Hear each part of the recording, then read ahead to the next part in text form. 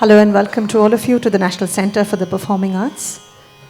Today is a very beautiful day, a start of a series of lecture demonstrations delving deep into Indian classical dance. We are very honored to have the Museum Society as our partner for this beautiful series, which has been conceptualized by them along with us and put together. And we are very, very honored and thankful and grateful to Dr. Godrej for all her inspiring support, presence, guidance in making this beautiful platform for us students to learn from artists who have given their entire lives to the form. Before we start, I would request all of you to please put your mobile phones on silent mode. No video recording or audio recording is permitted. Dear audience, I also take this opportunity to share that this space, this little theatre space, is not just a wooden stage with a few seats.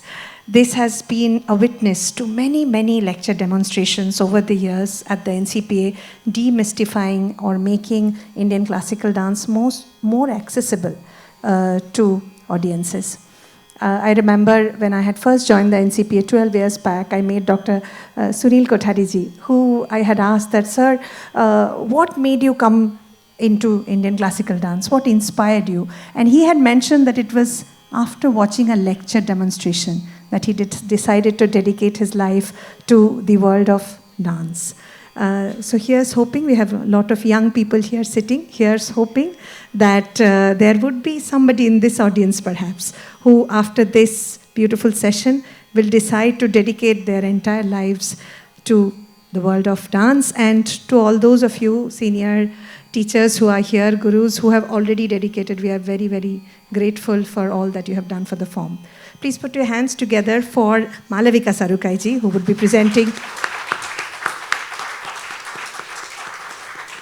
And to take this evening forward, I would like to call upon stage Dr. Prachi Jariwala, who's from the side of the Museum Society, would be sharing about the concept of the program and more about this evening. Dr. Prachi Jariwala.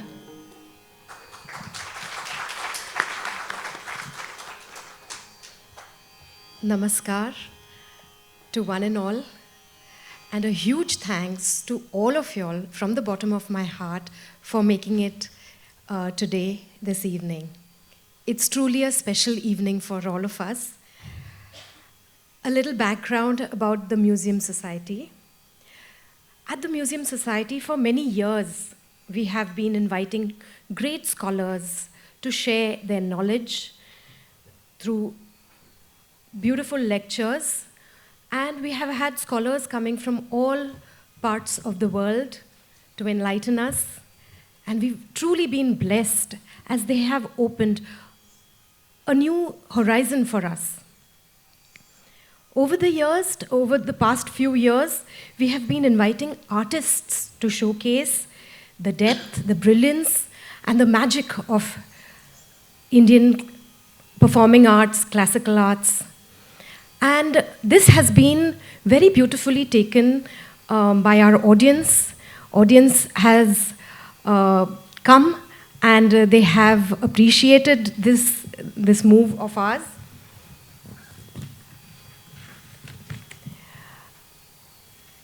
In view to that, I remember we had a session, a very virtuous performance at a small space of Simrosa Gallery, Art Gallery, where a very dear and a very senior-most member came forward and said, such a virtuous performance needs the platform at NCPA.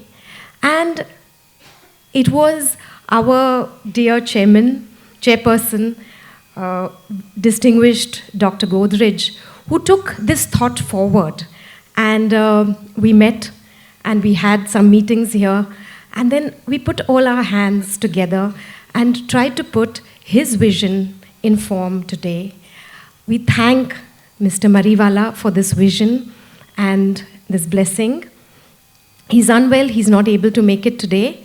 However, his thought has gone a long way. Today, this evening, Museum Society of Mumbai CSMVS Museum, as well as NCPA, we come together to inaugurate this new series to showcase the great classical dance forms in India. And this series is called A Perspective, Drishtikon. Through this series, we aim at performers to showcase various nuances, the finer brilliance in Indian art forms. And we are indeed blessed to have our inaugural talk this evening by none other than the great, charismatic, and a brilliant Bharatnatyam dancer, Malavika Sarukkai ji.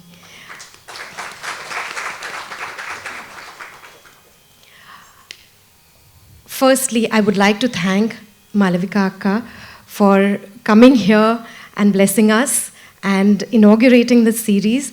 It means a lot to us. Thank you so much. I would also like to thank the accompanists here. Thank you so much for being here.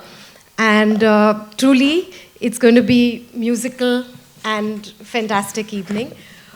Malavika ji needs no introduction. However, I would love to just count a few awards, tell you about a few awards that are that she has received.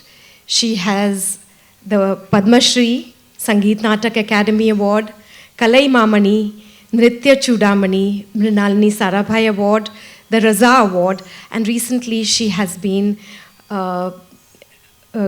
given the Natya Kala Acharya from the Music Academy. Just a few to name these. I don't want to take any more time, and I would like to invite Malavika ji on stage. Thank you once again for being here, and welcome, a very warm welcome to her.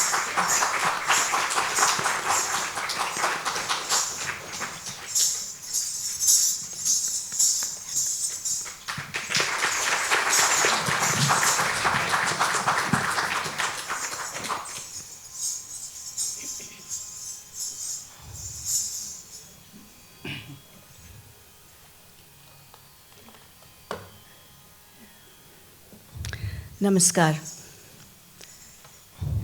It's wonderful to be here again at the Little Theatre, which in the 70s was quite a big theatre for us. So when I come here, I've danced here since then. So returning to speak about dance, speak to you today about the world we inhabit as artists who are passionate about dance and music, to take you, to give you a glimpse of the world we inhabit. You will find it a fascinating world indeed. But before that, I wish to say it is a pleasure to present the inaugural lecture demonstration for the new series, A Perspective, Drishtikon, on the occasion of the 60th anniversary of the Museum Society of Mumbai, in collaboration with the NCPA and the KV Mariwala Philanthropy Initiative. I've had the privilege of living a life in dance for more than 50 years, and it would never have happened if it wasn't for my mother, Saroja Kamakshi, who was my pillar of support, who supported me, because it is a fascinating journey, but it's also arduous, it's rigorous, it's not all, it doesn't always happen the way you wish it to. So there are disappointments, there are injuries, there are many things that happen because a dancer is like an athlete. And along this way, I had the privilege of having my mother by my side, who actually motivated me, inspired me, kept me going on this marathon. I was also hugely privileged to learn with gurus, my gurus, Guru Kalyana Sundaram of the Rajarajeshwari Bharatnatyam Kala Mandir in Mumbai, and I did my Arangecham here in 1972. And Guru Rajaratnam in Chennai, and Guru Kalanidhi Narayanan. So without these Natyacharyas, without their guidance, without them igniting that something in this young dancer, again, I would not have continued. So I trained with them for 20 years. And in that long, many years of training with them, I learned the margam from them. The margam being the traditional repertoire, which includes the varnam, the padams, the javalis, tillanas, jatiswarams, shabdams. These are the things that were taught to us. And I think as a society, we need to be hugely grateful to the hereditary community, actually, for having been the custodians of an art form. And, you know, sharing it with others, sharing it with another group of dancers, young girls and boys who want to learn dancing. And I think there is a great, I think we need to acknowledge their presence, because without that transference, we wouldn't be here actually at all. So dance is many things, and I thought today it would be interesting to take you into our world, because our world is intense, it is intricate, it is delicate, it is powerful, it's evocative, it's precise, it's geometry, it's many things. Bharatnatyam is what I speak about this evening. It has two aspects. It has nritta, which is pure dance. And when we say pure dance, we mean dance without any emotion happening on the face. It's more like the dancer exploring the outer space. But what is fascinating about Bharatnatyam is, as the dancer is exploring space, actually she's doing it with poetic numbers. Rhythm is hugely important and plays a very, very strong role. It's like the backbone of Bharatnatyam.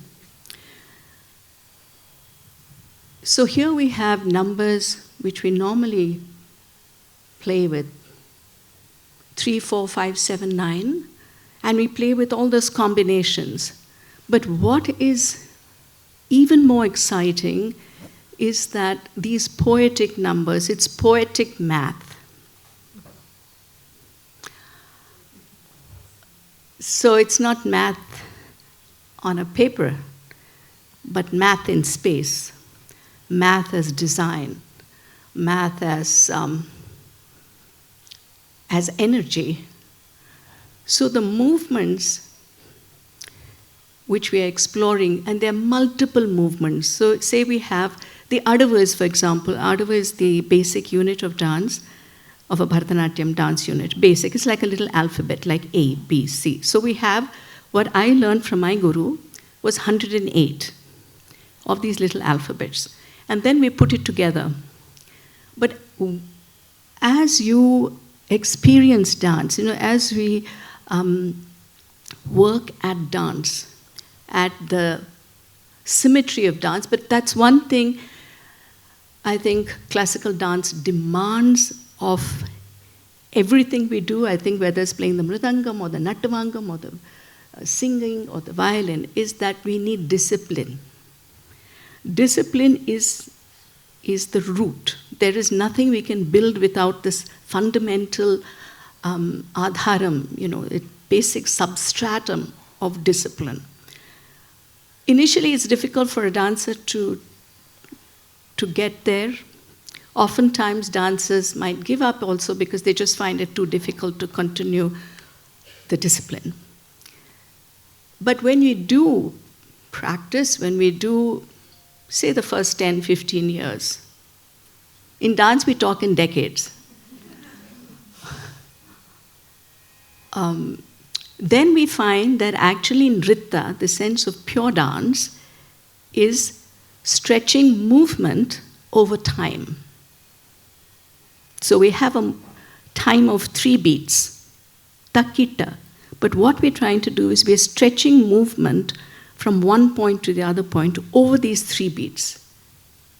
And in addition, when we look closely at dance, and I said, this comes with years of dancing and the riyaz we call it sadhana, because sadhana is not practice. It is a different qualitative practice. That is what sadhana is. Then we realize, then we find out that pure dance is connecting actually 2 points of stillness. So there's a movement and it's still and still. But this is not again apparent in the initial stages. We need to stay with it. This is called, we need immersion.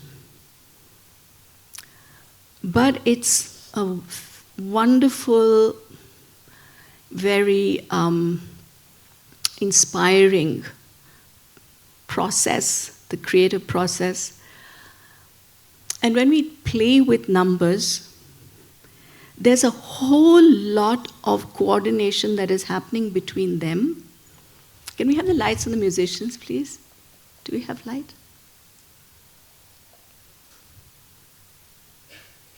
Do we have more light on them?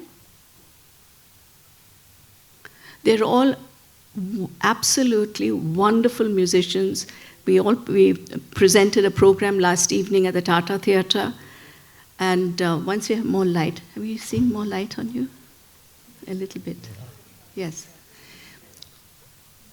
Neela Sukhanya is doing Natavangam. Kritika Arvind vocal. Nellai Balaji on the mridangam. And Venkat Subramaniam on the violin. So I thought we could start, I think before we go even into numbers, I think something I should let you know that there is a sense of alignment in the dancing body. The dancing body is an instrument.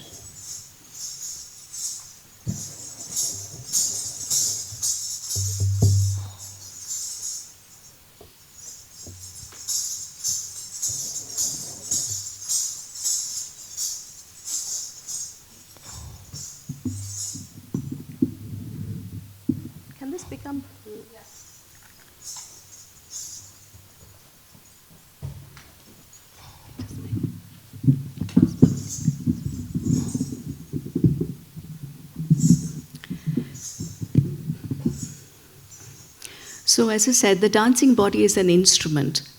And the whole tapasya of a lifetime in dance is to make it an instrument, which means we try to become the patra, that which holds something else. But anyway, that's a huge philosophical idea which I won't go into now.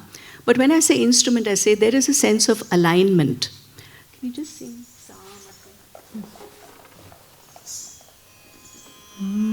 So when we say alignment, the body is held in Saushthavam. We call it Saushthavam.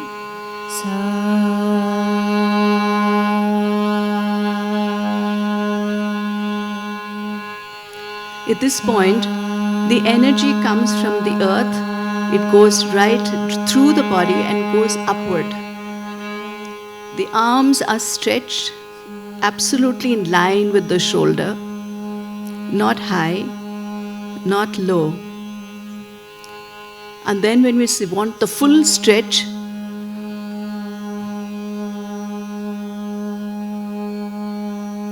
and in this posture, the spine is slightly curved, slightly.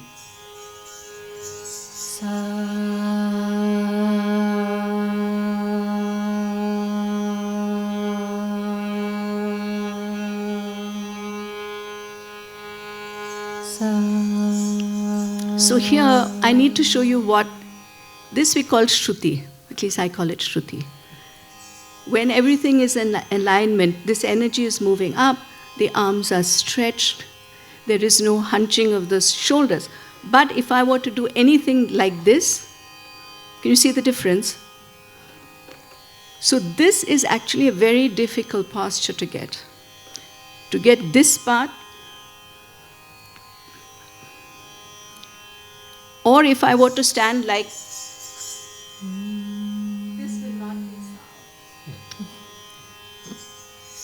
So it is that the body, there is breath, there's extension of the torso. This abdomen part is held in, and then it is sort of stretched and released, but with a sense of fineness. And that we call Saushtvam. So I would call that Shruti, because that is very important. And this each dancer has to find individually. It's not that it's apparent. This is not something that can be taught or copied. You have to find it inside the body itself. So when we come to numbers, I'm going to do for you a Trikala Jati, which is in the Varnam. Some of you probably have gone to Bharatnatyam programs, yes? Well, in the Varnam, we have something called a Trikala Jati, which means 3 speeds. So it starts slow, Vilambit, then it goes to Madhyamam, then it comes to Duritam. So it goes to 3 speeds, and it's full of calculation. As I said, poetic math. This is the excitement. And it is something that all of us as team, we all have to be on the same, it's not even the same page. That's too wide. We have to be on the same word, on the same page, because it's so precise and so beautiful. And it's exciting because it's so precise. And because it's so precise, it's exciting. Am I making sense? This is what keeps all of us going. This excitement that one discovers. And when we discover excellence, when we discover creative detailing, which suddenly opens our eyes to excellence, that is what keeps one going on this marathon. So this Trikala Jati, in a very traditional Varnam, in Ragam Todi, Aditalam, Rupa Mujuchi. Very, very beautiful Varnam. We have an ending. I want to talk to you about poetic math, right? We have an ending. Just the ending calculation is 12 plus 12, 13 plus 5, 10 plus 5. No, 13 plus 5, 12 plus 5, 10 plus 5. Then 13 plus 7, 12 plus 7, 10 plus 7. And then 13 plus 9, 12 plus 9, 10 plus 9.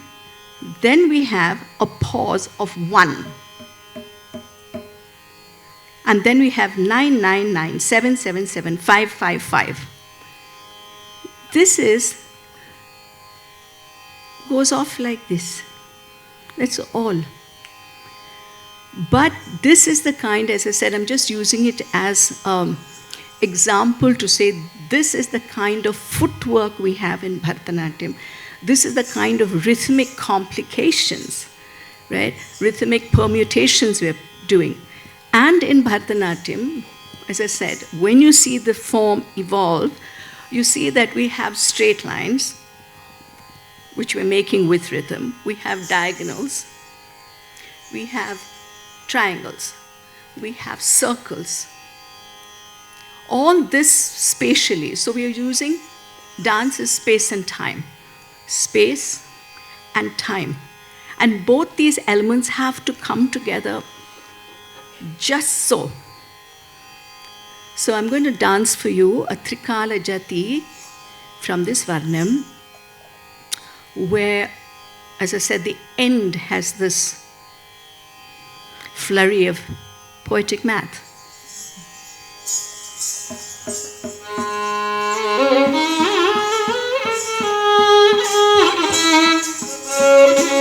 I would like Neela to first say it for you so you hear this Jati.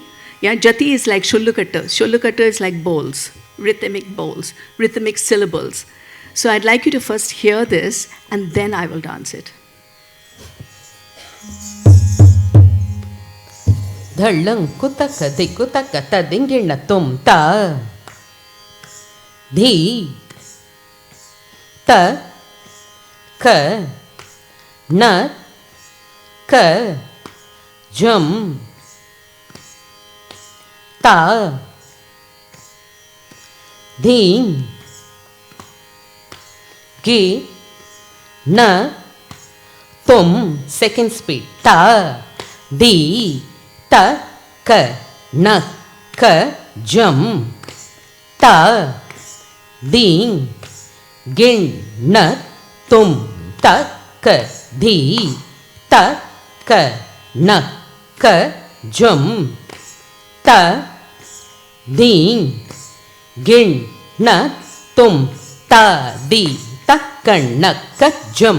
Third speed. Ding gin na tum ta ka di ta ka na ka jum ta ding gin na tum ta di ta ka na ka jum ta ding gin na tum ta ka di ta ka na ka jum ta ding gin na tum ta dit ta ka na ka jum ta ding gin na tum ta ka dit ta ka na ka jum ta ding gin na tum ta dit ta ka na ka jum ta ding gin na tum ta ka dit ta ka na ka jum ta ding gin na tum ta dit ta ka na ka ta jum jum dit ta ka na ka ta jum jum ta ka na ka ta jum jum na ka ta jum jum jum jum tarikadatum tarikadatum tarikadatum ta ka dit ta ka na ka ta jum jum dit ta ka na ka ta jum jum ta ka na ka ta jum jum na ka ta jum jum jum jum tarikadatum tarikadatum tarikadatum ta ka ta jum jum tat tat ta ka ta dim dim tat tat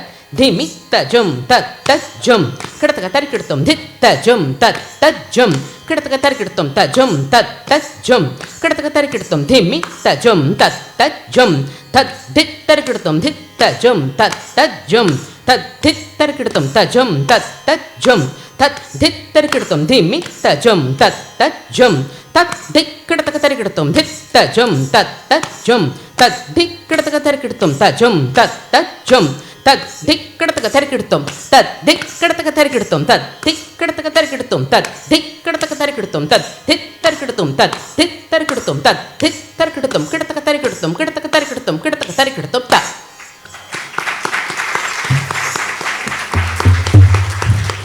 So this is also the way it is recited, the way the bowls, there is so much detail, there is so much that skill and expertise that goes into it.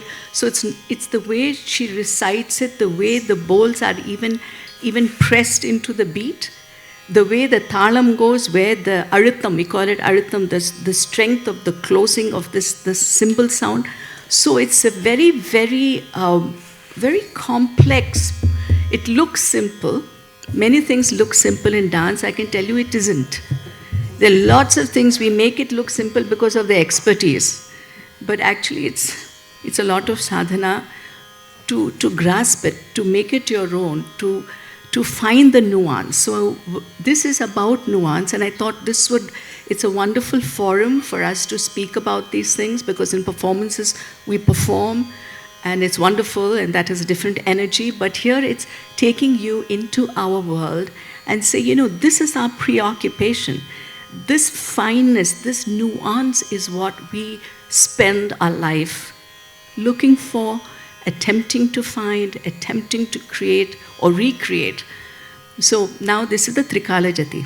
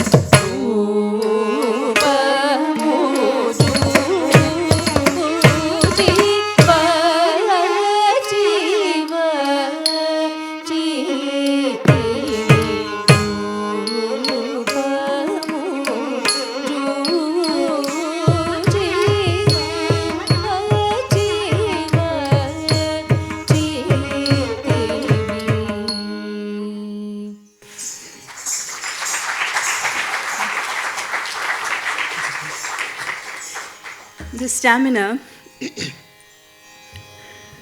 required to dance is different to speaking, apparently.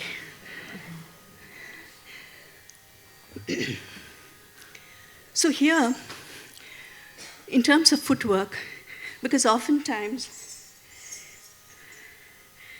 Bharatnatyam has this arresting movements. It's glorious. It's that we're not only patterning, we're sculpting space. And when we sculpt space, we're also patterning the floor. Diagonals and different designs, moving in the front, going different directions. So it's oftentimes one forgets to look at the feet, to acknowledge the rhythmic complexity that we have.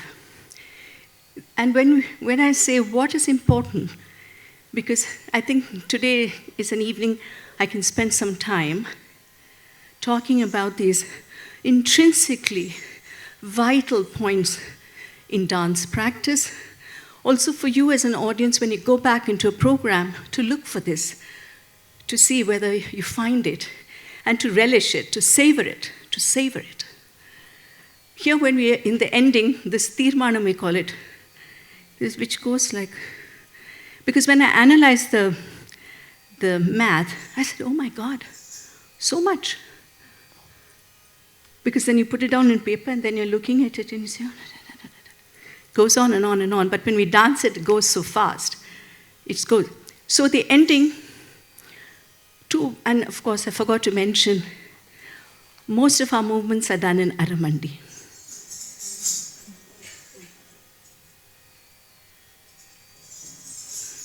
Which again is difficult. Once I was teaching a very small little girl who had little ponytails here, little girl. And she loved to dance, and she would come to my class. And then she said, I like Bharatnatyam very much, but must we do Aramandi? I said, yeah, what to do? It's part of it. It's difficult to find that balance.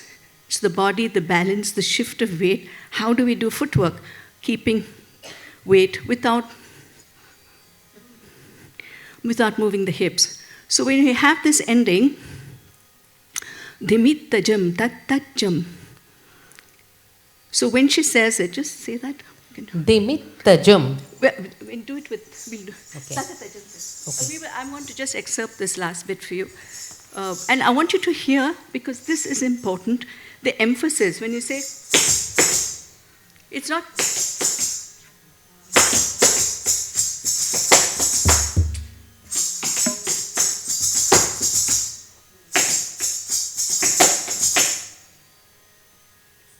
So what I am doing, just have it on the mridangam.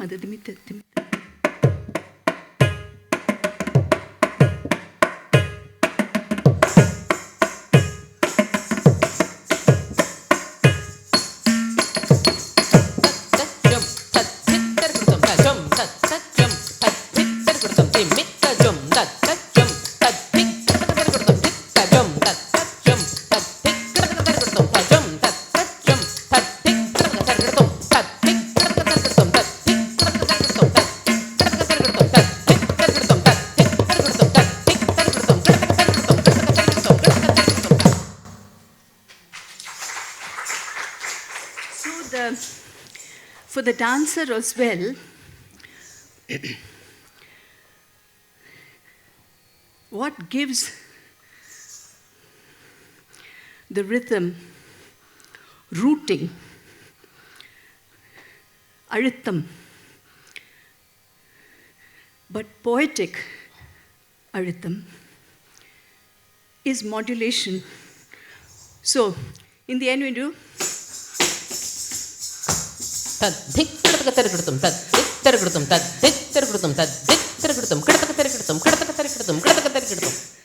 it's different too. Do you see the difference? Hear it?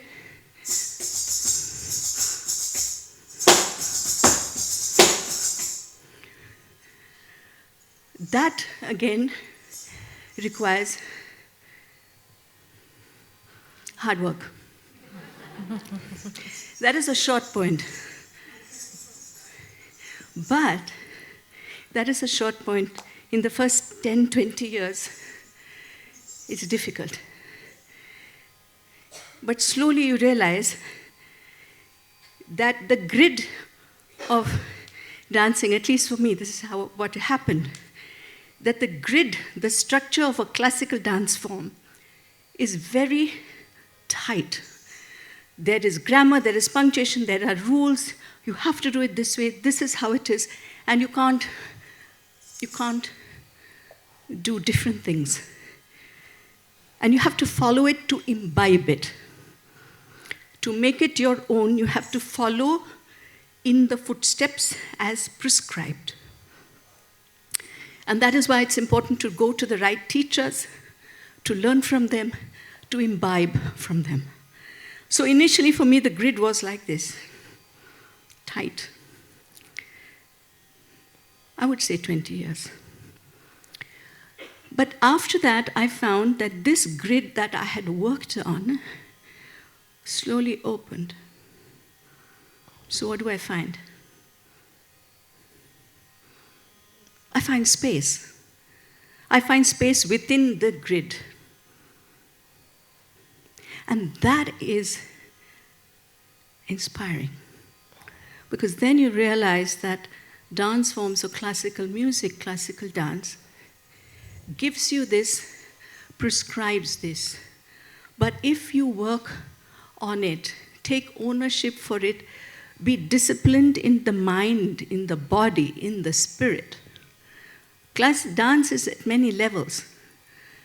Then you find that this starts opening up, and then you are wonderstruck And you say, oh, are there so many possibilities in this dance form? Can it really allow me to discover so much? Talking about the dance form and the practice of it, I think over the years, over the decades, something has come through to me. Dance can be seen as entertainment. Sometimes people say, oh, dance entertainment. It breaks my heart. Classical dance is entertainment. Bollywood is entertainment. That's different. So it can be seen, even classical dance sometimes is not only seen, is expected to be entertainment. You're expected to entertain. But there is also the artistic presentation of classical dance, the likes of which we danced yesterday at Tata Theatre with my fabulous team.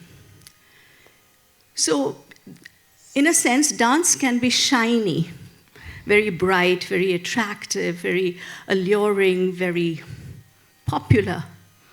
And, it just is bright and attractive. But it can also have luster. Luster. What does luster mean?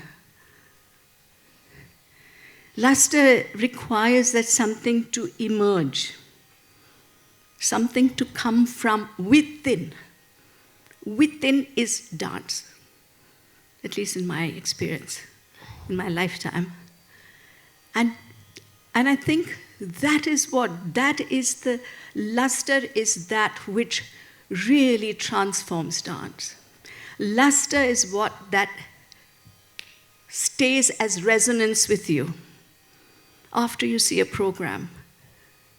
If it has truly moved you here, not here. Oh, that was a clever idea. Oh, nice costume, nice sets. No, leave that aside. If it has moved you here, within, then there has been luster. And luster is what lies deep in our art forms of music and dance. And luster is what requires those years and years and years.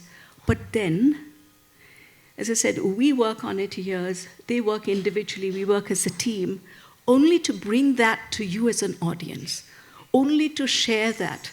Because we live dance and music 24/7, 365, every breath of our life. But we bring it to an audience to share and to say, see, this is what we have discovered. That is the excitement of sharing. That is when rasa happens. That's the rasa theory. That we build something, we bring it, we share it with you, you feel it, and you respond. And then the circuit is complete. And here again, just to let you know, classical dance, we have gestures. I realize we have complexity of rhythm, and today I speak about rhythm, we speak about gestures. We have 28 single hand gestures, 23 double hand gestures. We follow the Abhinaya Darpana. So there are these facts, these very important facts about dance. But often I have been asked, do I have to understand it? And my answer is no. You have to feel it. We have to just feel it. I'm asking for something too much. We have to feel, we have to empathize, which means as an audience, you have to let yourself go.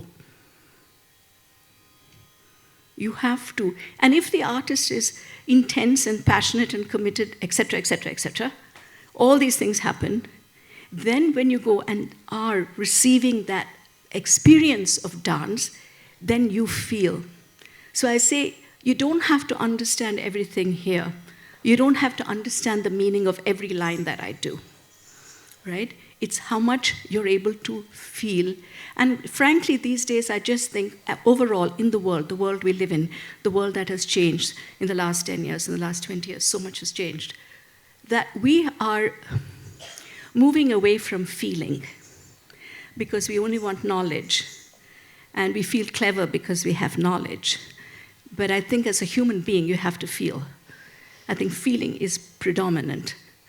And dance at its deeper levels, and I stress that it's not the entertainment level of dance, but at the deeper levels of dance, it requires you, or it calls upon the audience to feel, to please enter our world, this world of emotion, of artistic beauty, of resonance, of reflection, of metaphor, of imagination. This is the world we inhabit.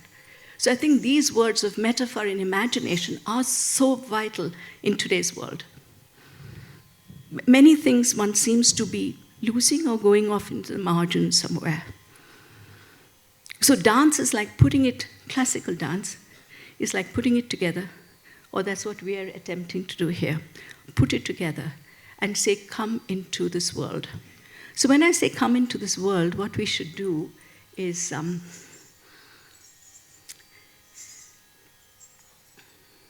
I want you again, I think I'm going to talk about creative detailing in my team because that's so important. There are these words of an 8th century poet, Andal, from Nachiyar Tirumuri. She wrote extraordinary verses of passion, of deep calling, of something way beyond that we can't even imagine.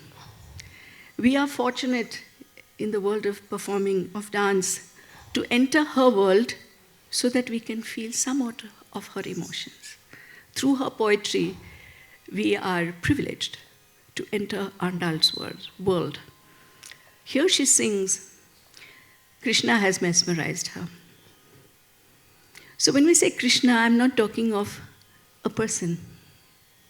What could Krishna be? Magic, moment, surprise, transcendence, anything in that aha moment. So there is this aha moment, and she says, she sings this. Just say, she says, your words, undan pechum, and the way, and all your ways has. What would this mean? We're talking body language. Dance, abhinaya, the second aspect is really angika, which is body language, body, mukhaja expressions, netra abhinaya. So the eyes, the face, the mukhaja, the body, everything is expressive, expressing the emotions along with gestures. So here she says this, your words. Undan pechum seigayum engalai mayal ஏற்றி மயக்க. When you hear this phrase of music, even if you don't understand the words, which is in Tamil, for those who know Tamil, yes. But you can see that there is the music by Rajkumar Bharati, one of our wonderful composers from Chennai. You can, when you hear it, just once more. Undan pechum seigayum engalai mayal ஏற்றி மயக்க. When you hear the music, if you listen to the music, you hear a kind of a cadence of notes going up, and then it falls. And the words are that you intoxicate me all the time. So here the musicality of the dancing body is moving. I could also do it, as I said, if I could do it in many ways, right? So if I did it,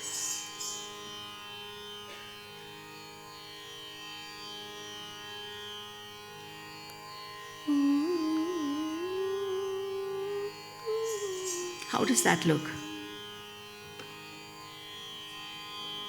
Sorry?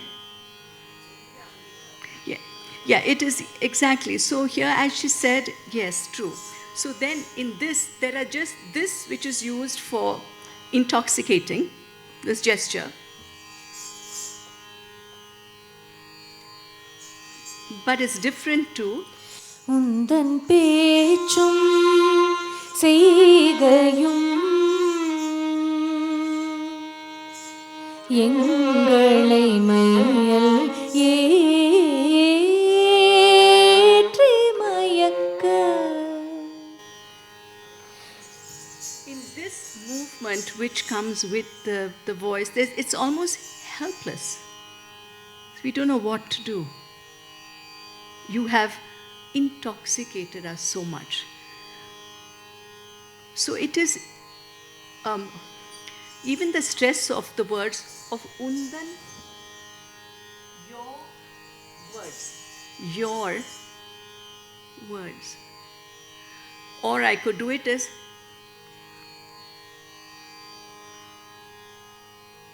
so when I don't bring the full intention of the piece into every second, into every word, into every action. If I were to walk,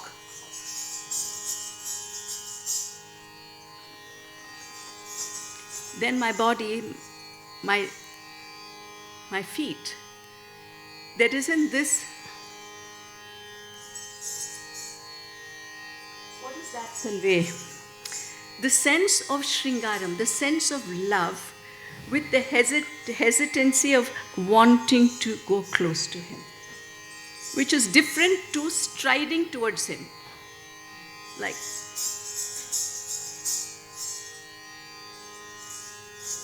so when we have this word of Pechum,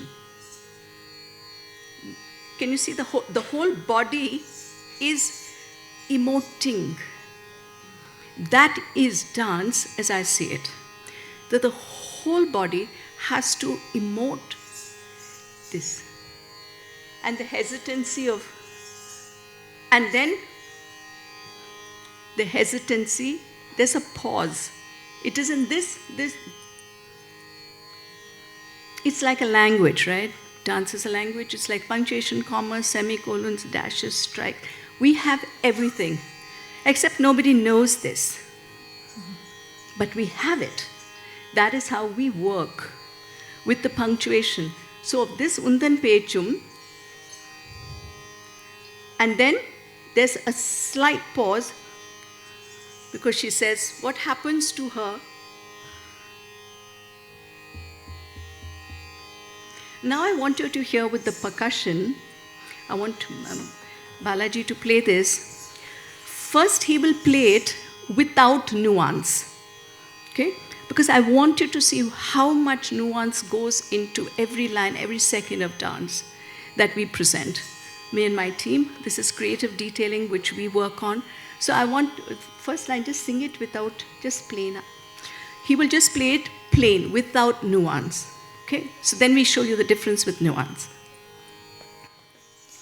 உந்தன் பேச்சும் செய்கையும் எங்களை மையல் ஏற்றி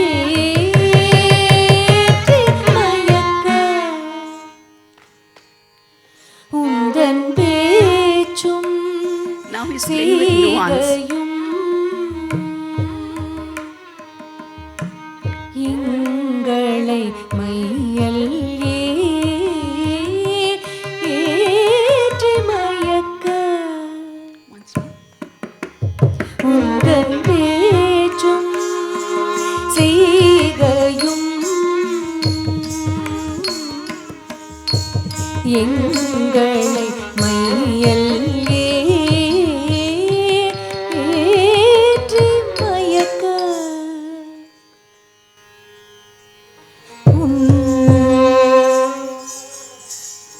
I want you to, and the continuation of Allama. Full line of Allama. So we will do it, what is very, very beautiful, if I may indulge you in this, is that when we say Mayaka, after Mayaka is over, we have a little pause.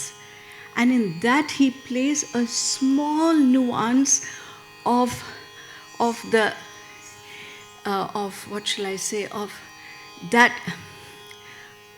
unstoppable intoxication, which you hear on the mridangam. So the bhava is coming from the instrument itself, and that is his expertise to say how much can that come. Similarly, when the violin, when Venkat is following, it is also following closely with the singer. Can you play once when we're not following closely? Let's do once when we're not following closely. Let's play like noisy.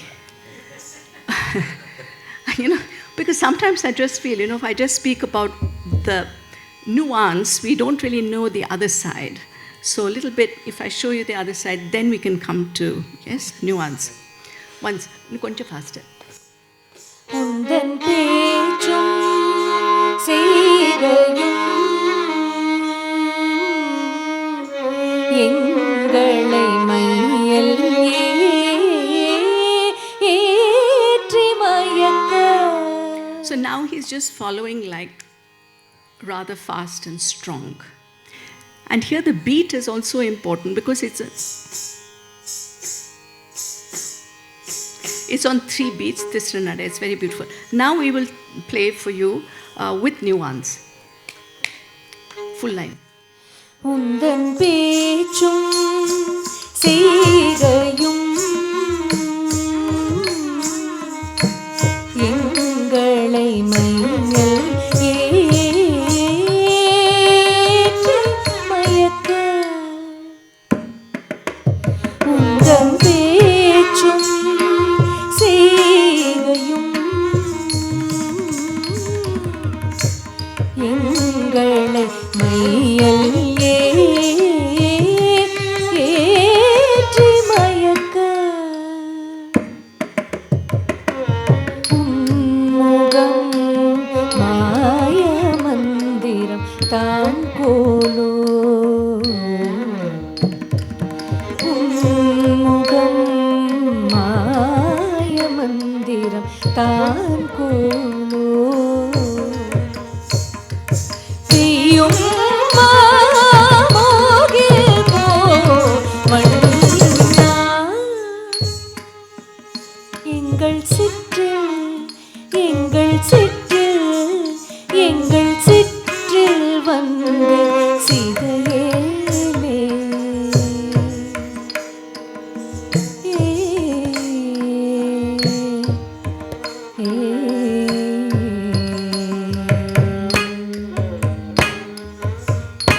So there is a fine delicacy. It's easier to do things which are out there, pop in your face.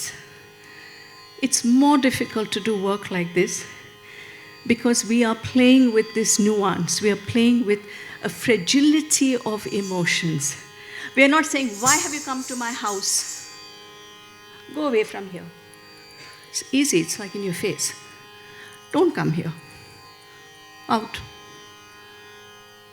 Go there. Go to that house. Move off. Heard enough.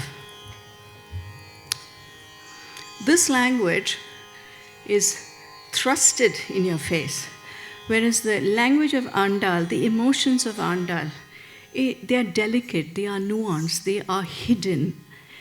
And everything, why am I staying with this? Because everything adds up. The delicacy of, think we did it in 5 beats. Think we did the same, we just, not the song. Think we do it in 5 beats. We do, you see how the emotion will change. We don't have the words here, but if I had to dance this in 5 beats, takka, takki, 5 beats.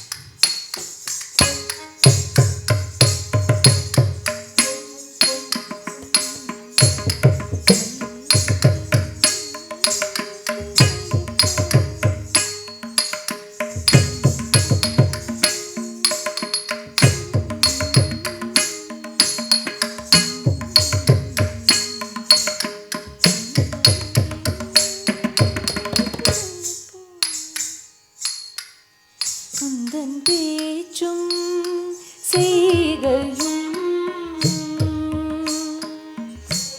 எங்களை மையல்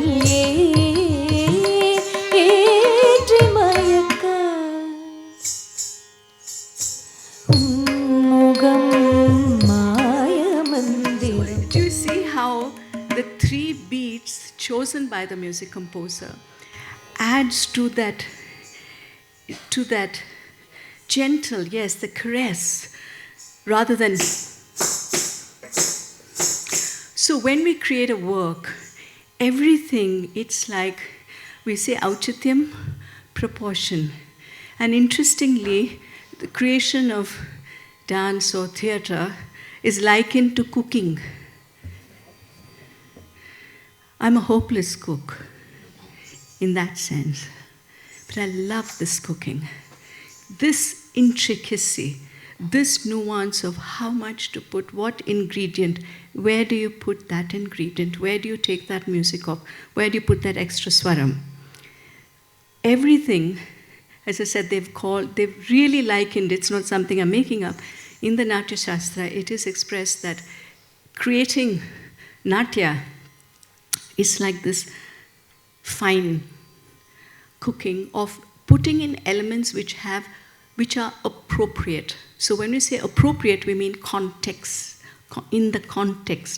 We can't put anything and just put it there. It has to sit well, it has to mean something, it has to evoke, it has to be correct for the concept.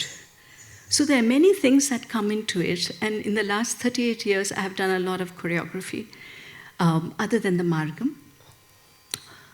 So I've had to move out, in the sense, from my comfort zone of 20 years of learning with my gurus, and walk into a space where I had to create my own structures, I had to find my own voice, I had to find what I wanted to say in dance, how I wanted to express, what was the essential,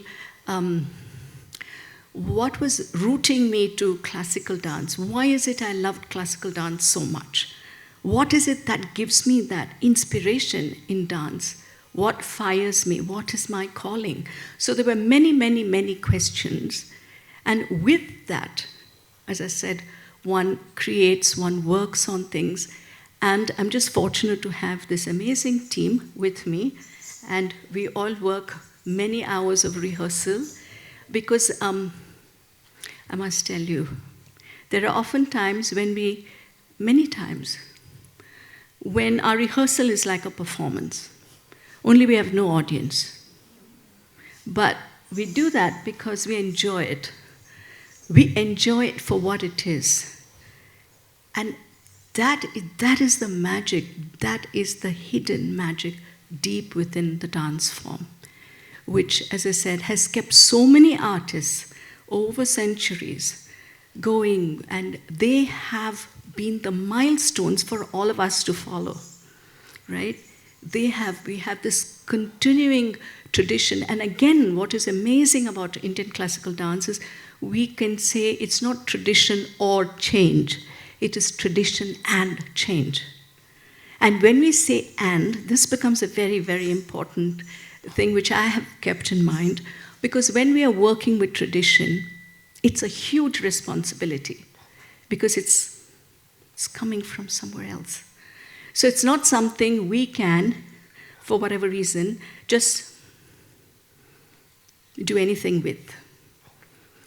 There are principles, there are philosophies, there is aesthetic, there is many things that come with the tradition, and we interpret that tradition with caution, with respect, with responsibility, with care, and with joy. To say, if we hold all that within us, then what we attempt to do will hopefully have the inflow of tradition that it had already, and then we add to it.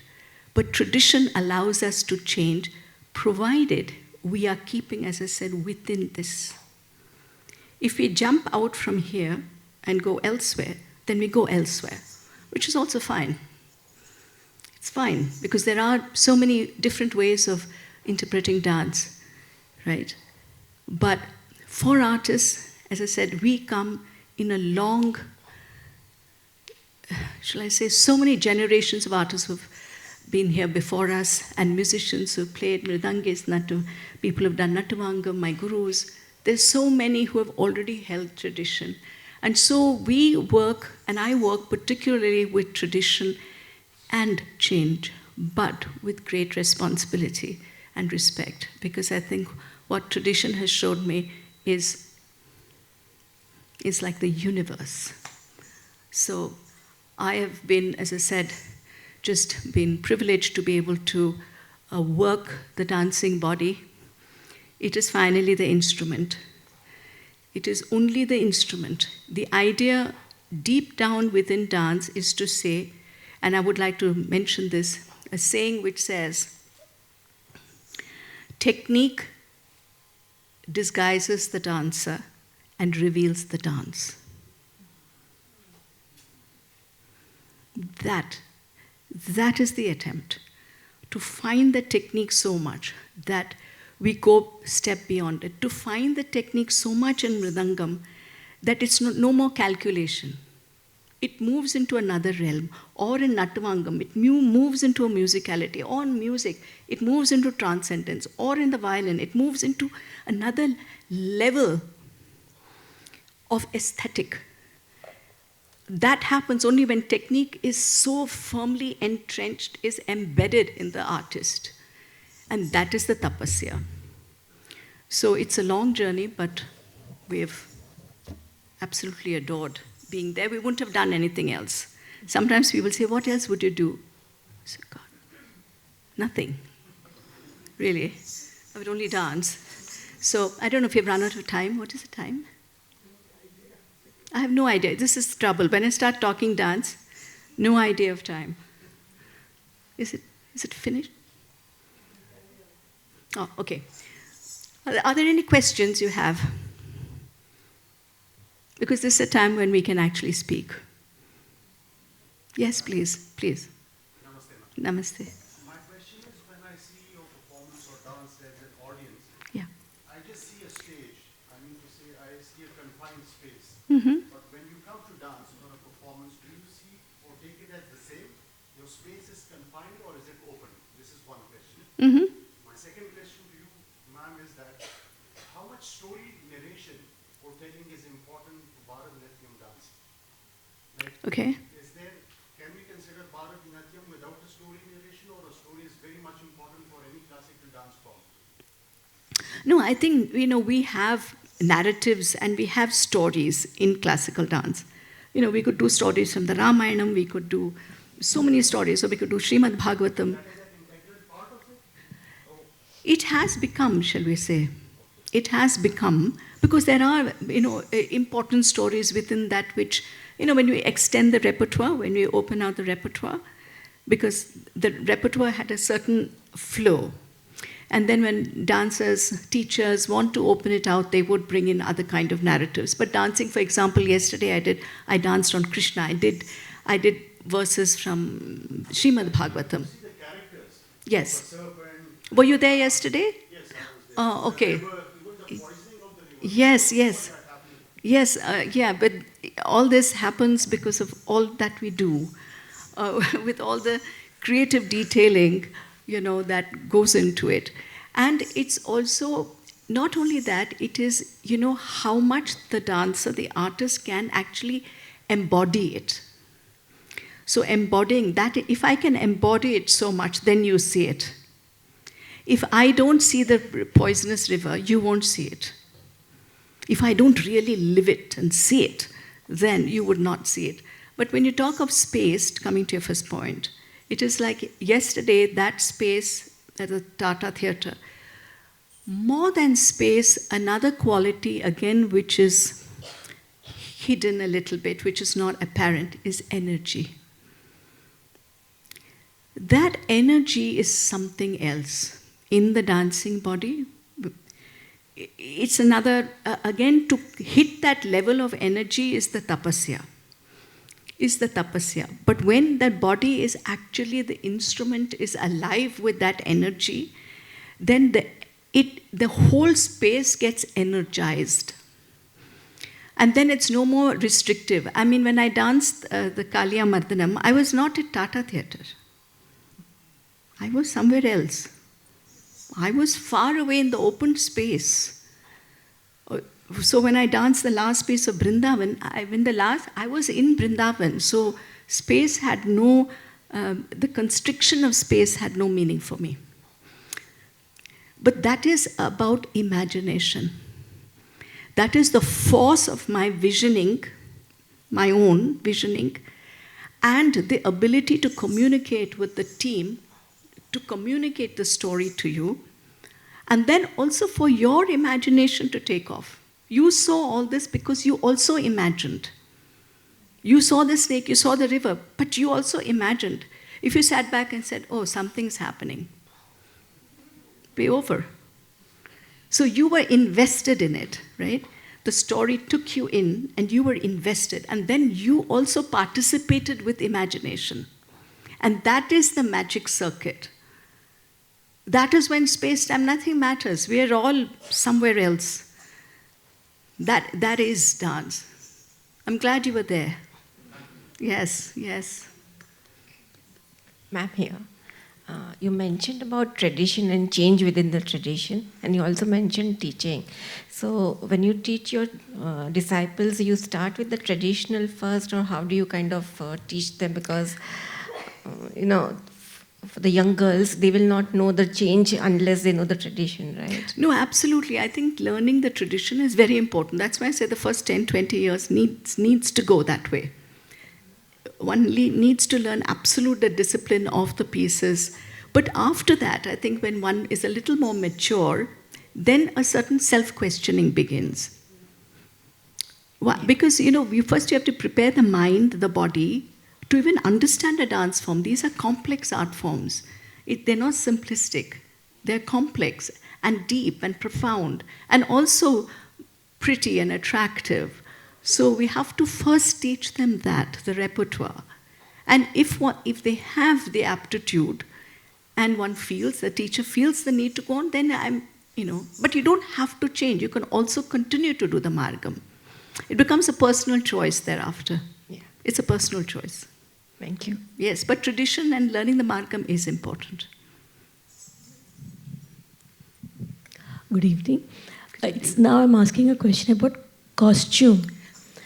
Earlier it was said by Abhinava Gupta, the costume is supposed to cover the original personality of the dancer or the artist. Mm-hmm. So now we see the jari is gone, fan is gone, makeup is reduced. So how about this evolving thing about costume? I think even the ahari, as you're saying, I think even that would evolve. It would change with the times. I think it would change. It would also change with the context of the piece that that artist or the dancer is presenting, right? So it's a question of, if we are doing a very typical margam, would one stay with that particular costume? But even that, we say, is 300-400 years old, right? When we speak about margam, we are already speaking only about 300 or 400 years old. So things have been changing. But I think it's important whether the core of an art form, the essence of it, is it there? Is it there for us now? And what is that core? So I think that those are questions we need to ask as teachers or dancers, to say, once we find it, can we keep it, and change? But because, tradition has changed. Even in the last 50 years, we have seen changes. नमस्ते ma'am. नमस्ते। आपने बहुत बढ़िया performance किया और अच्छा explanation किया, उसके लिए शुक्रिया। आपने जब भी शुरुआत की बोलने के लिए, तभी आपने एक जिक्र किया था कि 70 के दशक में आपको एनसीपीए का लिटिल थिएटर बहुत बड़ा था। अभी देश में क्या स्थिति है? आपके जो क्लासिकल आर्टिस्ट है, उनको क्या अपेक्षाएं है सेंट्रल गवर्नमेंट से, और अभी आपके सामने क्या क्या बड़े चैलेंजेस है, इसके बारे में अगर आप बताएंगे तो अच्छा. One thing, Shukriya, I'm glad you asked the question, but I'm going to answer in English because my Hindi is not good. So I can't think in Hindi. You know, for the classical art forms, I think there is a lot of pressure of different kinds, and I'm sure Swapna Kalpaji would also say, you know, being dance programming head here at the NCPA. Because now, really, we are living in a world where everything has to be entertainment. Everything has to be fast, everything has to be insta, very quick. So when in my 20s, I did 2.5 hour programs. Now 90 minutes is long. So we are coming, you know, and yet classical dance is still holding on to say there is something important. But there are huge pressures from all sides. Also, classical dance does not get the value it needs to get. Value in the sense, even acknowledgement value. It doesn't get funding. Classical dance is not funded as it should be funded. As other art forms, perhaps theatre or music, but dance somehow, and I'm sure Swapna Kalpaji will have more things to say about it as she deals with this on an everyday. So we are facing a lot of pressures which actually make it very difficult. And very interestingly, last year I met my guru, Guru Kalyana Sundaram. He's in his 90s. One thing he told me now, after all these years, he said, "You must be mad to dance." He told me now. He said, "You could have told me that earlier on. At least I would have been on the right path. No, I would have known my guru said, be mad to dance. After 50 years of my own dancing, he told me now, be mad to dance." But that is it. If we as artists continue, if Swapna Kalpaji is presenting here, if dancers are coming on the stage, Tata Theatre, JBT, they are all individuals who are going against so much pressure.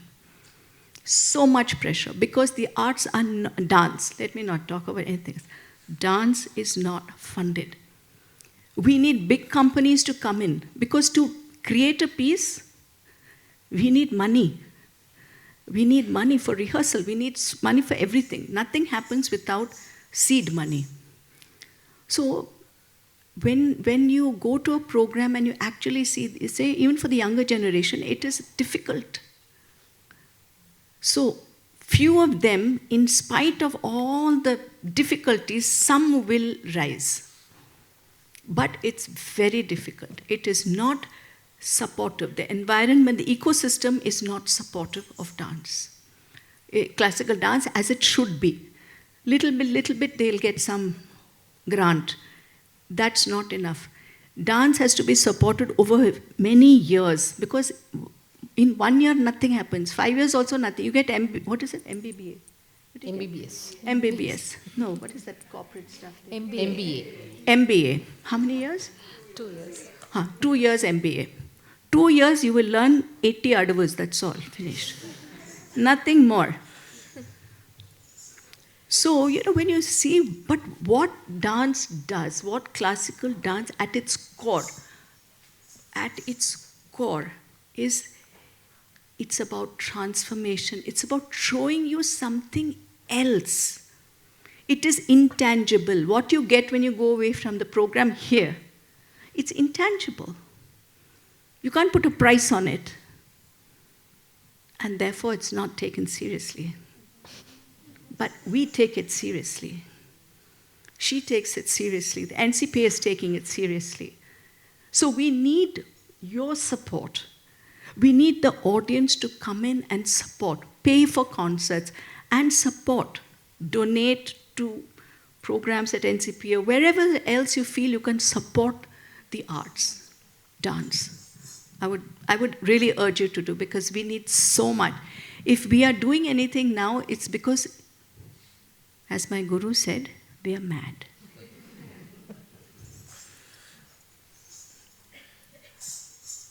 And I'll just like to add that thank you, Museum Society and Godrej, for the support. We have only, because ma'am, you mentioned, let me take the opportunity to share, there's only a handful number of corporates who come and support. And we are so grateful for the support that we have received for today's event. Thank you so much. I would also like to, I've seen Firoza Godrej at my programs for forever. We've been around. And it's really important, there's some corporates who come forward, who are informed, who feel that there is enrichment in this, that society is getting enriched in a way. And you would remember when COVID happened, right, and everything was shut down, it was the artists from all over the world. Everyone was turning to art in some way to say, give us mental peace, give us some beauty, give us something else, because the world is crashing, it is chaotic, it's falling apart. So at that point, people understood, we need this. And then, so we need this from everybody. From everybody. Because what we are really speaking about is very precious. Is very precious. And it is really, my respect to all artists through the centuries who have, upheld it, who have given us that hope. Go in this direction, go, see. I think it is, I think I would just remember everybody and say that one is grateful to be in the world of dance and, to be able to create and to do work and bring you this and come back to the little theatre. It's wonderful. Thank you so much. Thank you.